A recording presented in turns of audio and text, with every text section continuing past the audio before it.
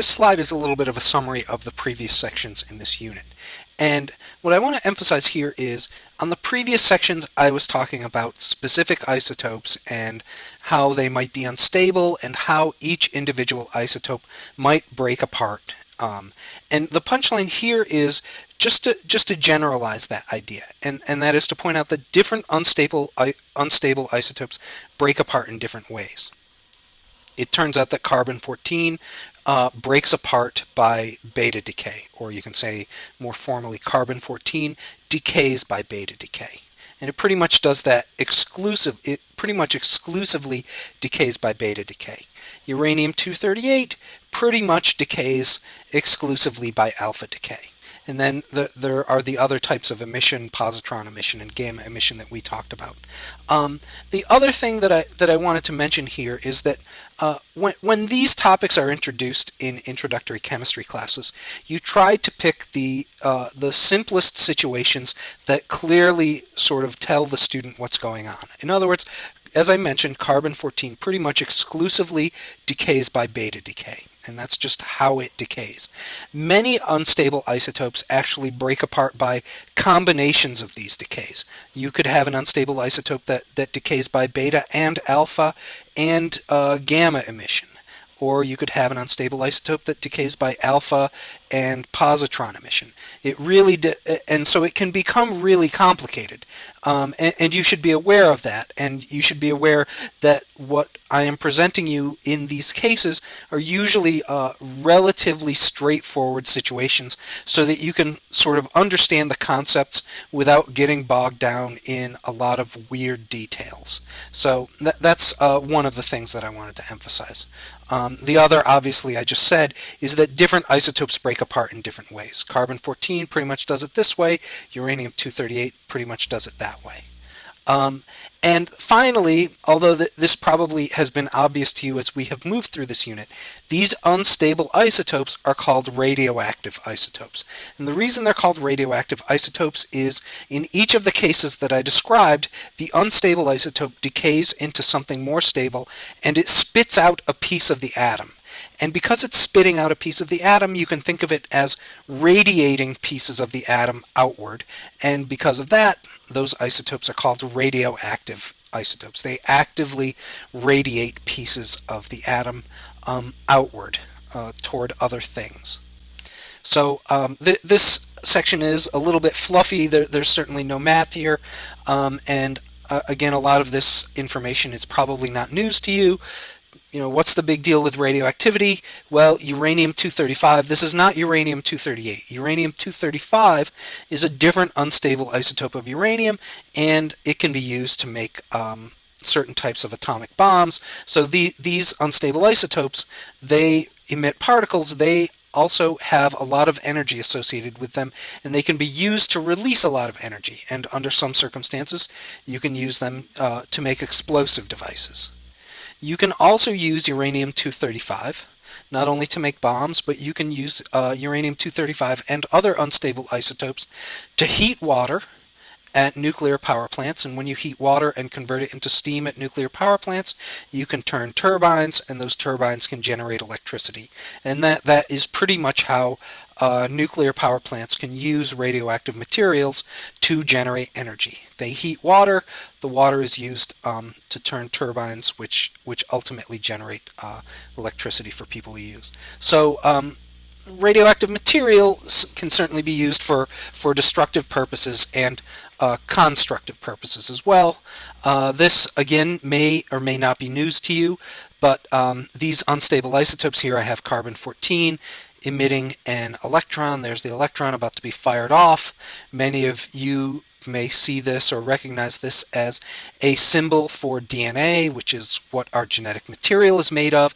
A lot of times our genetic material, if it's exposed to the particles that are emitted by unstable radioactive isotopes, a lot of times our DNA can become damaged by those particles that are emitted, that are fired out of the unstable isotopes. And sometimes you can cut the DNA, sometimes you can mutate the DNA. So prolonged exposure to radioactive materials, at least radioactive materials that can penetrate your tissues, can sometimes damage your DNA, and that can lead to a lot of bad situations, including potentially different types of cancers.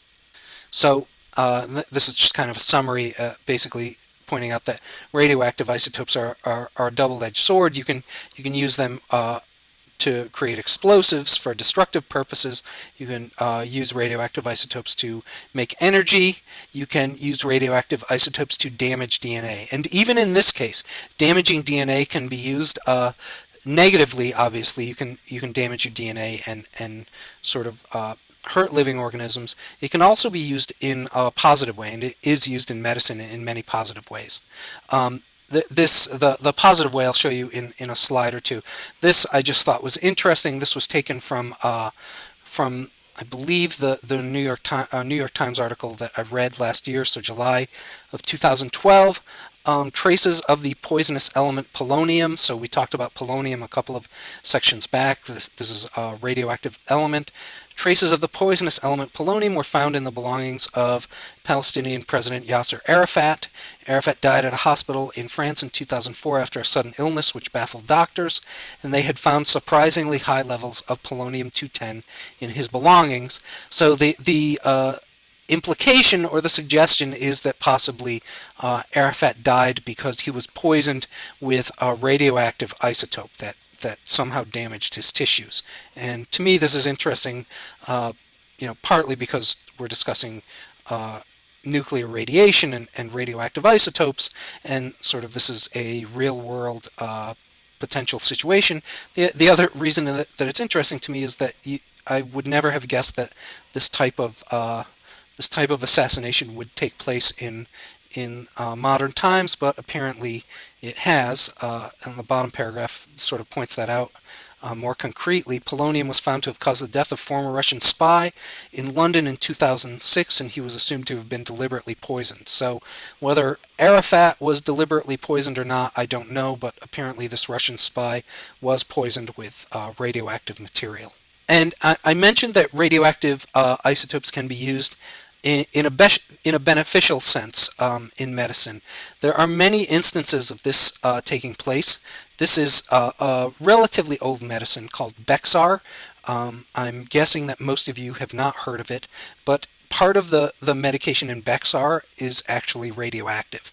And so this text down here comes from the prescribing information for Bexar. So Bexar is a drug for the treatment of follicular lymphoma. This is just a specific type of cancer, a specific type of lymphoma. So this is a medicine that's used to treat certain cancers. And if you read further down, they say Bexar, which is the same antibody covalently bound. So basically, Bexar contains iodine-131. It contains a radioactive, unstable isotope of iodine, and they point out to you that iodine-131 emits both beta and gamma radiation and decays with a half-life of 8 days. You don't necessarily need to know what half-life means right this moment, but what I'd like you to realize is that you should be able to have a sense of what iodine-131 means in this case. You should have a sense of what it means that iodine-131 emits both beta and gamma radiation. So this radioactive isotope is used to treat a certain cancer here. And the way that it's actually used to treat it is that part of the Bexar medication specifically attaches to these cancer cells, and tagging along to the part of the medication that attaches to the cancer cells is this unstable radioactive isotope. This thing decays, it fires beta and gamma particles into the cancer cells and damages the DNA in the cancer cells and probably damages other molecules in those cancer cells.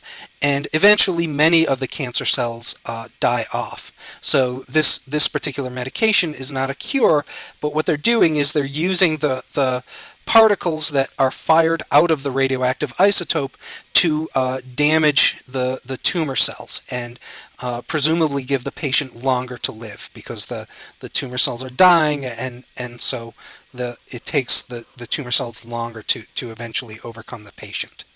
So that's a situation where radioactive isotopes are actually used beneficially in medicine. There are many other cases like this as well.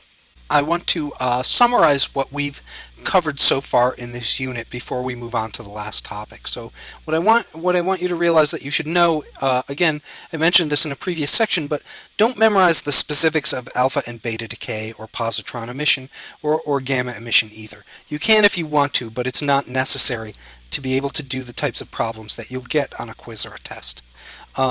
And the types of problems that you will get are basically being able to predict what a radioactive isotope will turn into if I give you a part of the decay reaction. You should also know that radioactive isotopes are basically unstable atoms or unstable isotopes. You should know why radioactive material can be useful, why it can be dangerous as well.